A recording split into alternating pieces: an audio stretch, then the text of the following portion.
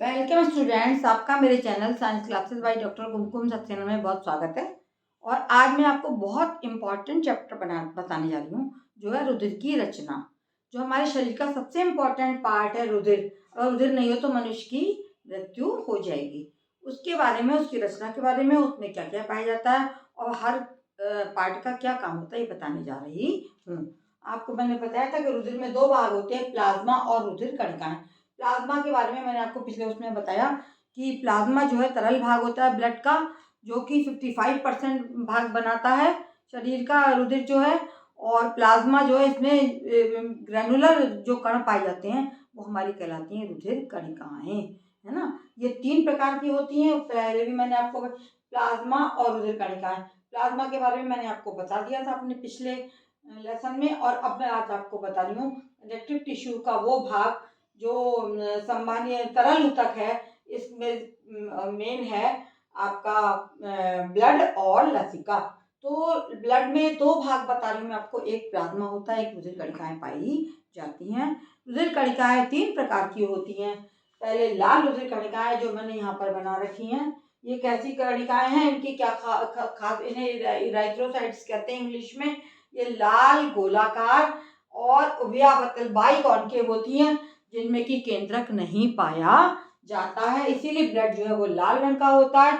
और ये कहाँ बनती है, इनका निर्माण अस्थि मज्जा या बोन मैरो में होता है। जिस समय मनुष्य में बोन मैरो खराब हो जाए या कैंसर हो जाए या बोन मैरो किसी तरह डिस्ट्रॉय हो जाए तो हमारे शरीर में ब्लड का बनना रुक जाता है। कई बार लोगों की इस कैंसर से भी मृत्यु हो जाती है। तो ये कहाँ बनता है, ये लाल रुधिर कणिकाएं अस्थि मज्जा में बनती हैं। और इनमें एक मेन पदार्थ होता है जिसे हम बोलते हैं हीमोग्लोबिन, जो एक क्या है, एक प्रकार की प्रोटीन है। और ये प्रोटीन जो है, इसका मुख्य कार्य होता है लाल रुधिर कणिकाओं का कार्य सबसे इम्पोर्टेंट है श्वसन क्रिया में भाग लेना। ये ऑक्सीजन को ले जाता है हीमोग्लोबिन, और ऑक्सी हीमोग्लोबिन उसके साथ एक कंपाउंड बनाता है ऑक्सीजन के साथ हीमोग्लोबिन। ऑक्सी हीमोग्लोबिन जो है रक्त के साथ दौड़ता है और शरीर के हर पार्ट को ऑक्सीजन देकर फिर से हीमोग्लोबिन में बदल जाता है। तो मेन कार्य इसका श्वसन कार्य में भाग लेना। तो इसी तरीके से कार्बन डाइऑक्साइड भी हीमोग्लोबिन के साथ ही बाहर निकल जाती है। तो शरीर में ऑक्सीजन को ले जाने वाला ऑक्सी हीमोग्लोबिन है। ऊपर बनाई हुई लाल रुधिर कणिकाएं गोल और कॉन्केव उसकी होती हैं, और ये कैसी होती हैं, ये लाल रंग की होती हैं और इनमें कोई भी न्यूक्लियस नहीं पाया जाता है। मुख्य कार्य इनका क्या भी बताया मैंने, श्वसन क्रिया में भाग लेना। हीमोग्लोबिन के साथ फ्यूज होकर ये ऑक्सी हीमोग्लोबिन बनाती हैं, जो शरीर में जैसे जैसे रक्त दौड़ता है हर कोशिका को ये हीमोग्लोबिन जो है फिर ऑक्सीजन छोड़ देता है और फिर से हीमोग्लोबिन में बदल जाता है। दूसरे प्रकार की भी कम इम्पॉर्टेंट नहीं कोशिका, ये कहलाती है श्वेत रुधिर कणिकाएं।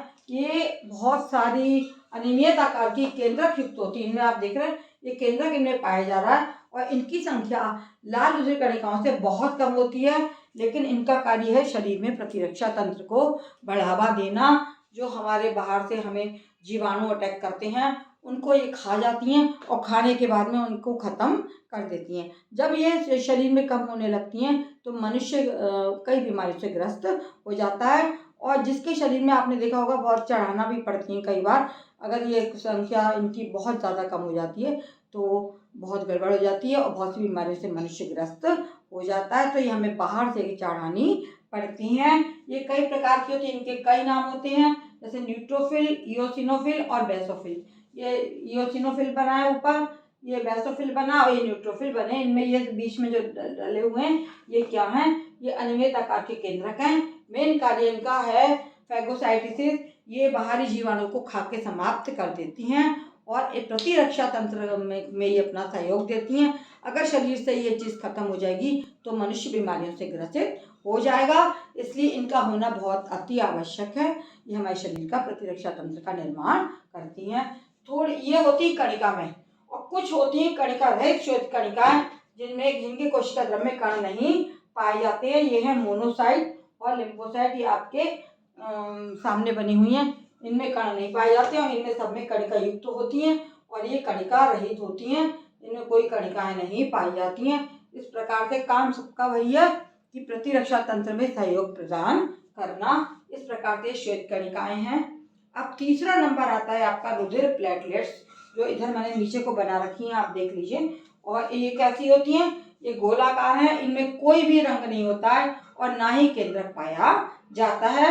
इनका जीवन कितना होता है, इनका जीवन केवल 1 वीक का या 1 सप्ताह का जीवन होता है, फिर से रीजनरेट हो जाती हैं। और इनका मुख्य कार्य क्या है, ब्लड को जमाना, क्लॉटिंग या थक्का बनाना। आपने देखा होगा कि जब चोट लग जाती है रुधिर बहता रहता है, बहता रहता है, तो जो हिस्सा हमारा कटा होता है उस पर ये आके अपना जाल बना के उस रुधिर के बहने को ख़त्म करती हैं। तो इन रुधिर प्लेटलेट्स का कार्य हो गया आपका रुधिर को जमाना। इस प्रकार से रुधिर कणिकाएं जो है हमारी 3 प्रकार की आपको बता दी गई हैं। और ये मनुष्य के रुधिर की रचना है, रक्त की रचना है। किसी एक कणिका के बारे में भी आ सकता है, रुधिर की रचना भी आ सकती है। तो आपको चित्र भी बनाने पड़ेंगे और इनके कार्य और इनके नाम याद रखने पड़ेंगे। इनमें से ऑब्जेक्टिव क्वेश्चन भी आ सकते हैं कि हीमोग्लोबिन किसमें पाया जाता है, हीमोग्लोबिन का क्या कार्य है। तो ये आपको सब याद कर रखना है और ध्यान रखना है। मेरे चैप्टर को बच्चों देखते रहें और मेरे चैनल को यदि सब्सक्राइब ना किया हो, सब्सक्राइब करना ना भूलें और शेयर करें। आप इसको अपने अन्य दोस्तों को बताएं, लाइक करें और कमेंट करके मुझे बताएं कि आपको मेरा पढ़ाना कैसा लगता है। धन्यवाद।